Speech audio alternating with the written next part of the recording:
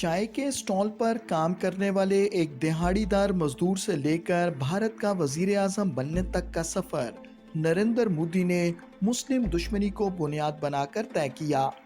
गुजरात का वजीर आला बनने और फिर गुजरात में मुस्लिम कुश फसादात में हजारों मुसलमानों को कत्ल कराने के अमल ने तो नरेंद्र मोदी के लिए भारत की वजारत उस्मा के दरवाजे खोल दिए।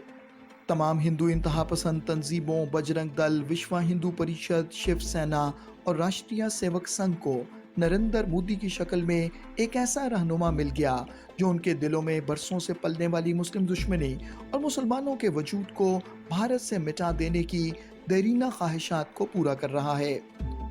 बिल्कुल इसी तरह जैसे हिटलर ने लाखों यहूदियों को ख़त्म करा दिया, बिल्कुल इसी तरह हिटलर के नक्शे कदम पर चलते हुए नरेंद्र मोदी भी भारत से मुसलमानों के वजूद को ख़त्म करने के दरपे है। और जिस तरह हिटलर 1000 साल की बात करता था, नरेंद्र मोदी ने भी इस साल भारत के यौम आज़ादी पर तकरीर करते हुए 1000 साल की गुलामी और आने वाले 1000 साल का जिक्र किया।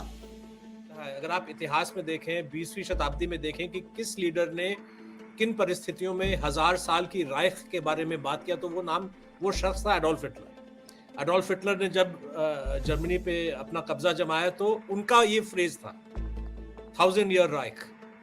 तो जाहिर है कि जो लोग तानाशाह हैं, जो लोग डेमोक्रेसी में यकीन नहीं करते, जो लोग एक इतना एक इन्फ्लेटेड सेंस ऑफ इम्पोर्टेंस है, इस किस्म की जो एक इगोटिज्म, ये आपको अगर किसी में पहले देखना चाहेंगे तो हिटलर में था। और इतिहास और हम सब अच्छी तरह जानते हैं कि जो हिटलर की जो राइख थी वो 1000 साल नहीं 12 साल ही चली। नरेंद्र मोदी अपनी इस इस्लाम दुश्मनी को इंतहा पसंद हिंदुओं के वोट बटोरने और भारत पर अपनी हुकूमत को दवाम बख्शने के लिए इस्तेमाल कर रहा है। हिंदू इंतहा पसंद तंजीमें मोदी की सरपरस्ती में भारत से मुसलमानों का सफाया करने में मसरूफ हैं।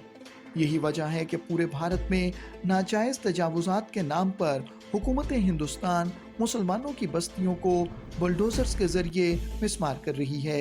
इंतहा पसंद हिंदू तंजीमों के गुमाश्ते कभी गाँवकुशी, कभी आज़ान और कभी नमाज को बहाना बनाकर मुसलमानों का कत्लेआम कर रहे हैं।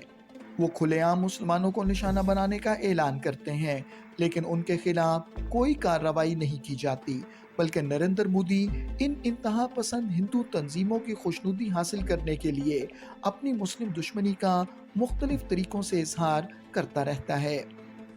जब खुले बाजार में कुछ लोग जाके ऐलान करते हैं पुलिस के सामने कि मुसलमानों का कत्ल होने वाला है, मुसलमानों का बहिष्कार होना चाहिए, और उन पे कोई कार्रवाई नहीं की जाती, तो क्या ये तुष्टीकरण नहीं है?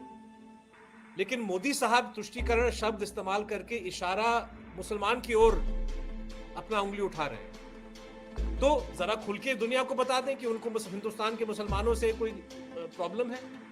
लेकिन एक और पे वो डाइवर्सिटी की का राग गाते हैं, कहते हैं कि दुनिया जो है वो अचरज में है कि भाई इंडिया इतना डाइवर्स मुल्क है, उस डाइवर्सिटी को आप खत्म करने की कोशिश में है। और सारी जो आपकी पार्टी की जो पॉलिसी है, आपके पार्टी के जो नेता हैं, वो इतना एक ओपन कैंपेन, डिवाइसिव, पोलराइजिंग, एक देश को दोबारा बांटने का, एक ध्रुवीकरण का जो माहौल पैदा करने की जो सियासत है उनका चल रहा है, जहां पे मुसलमानों को उन्होंने निशाना बनाया है।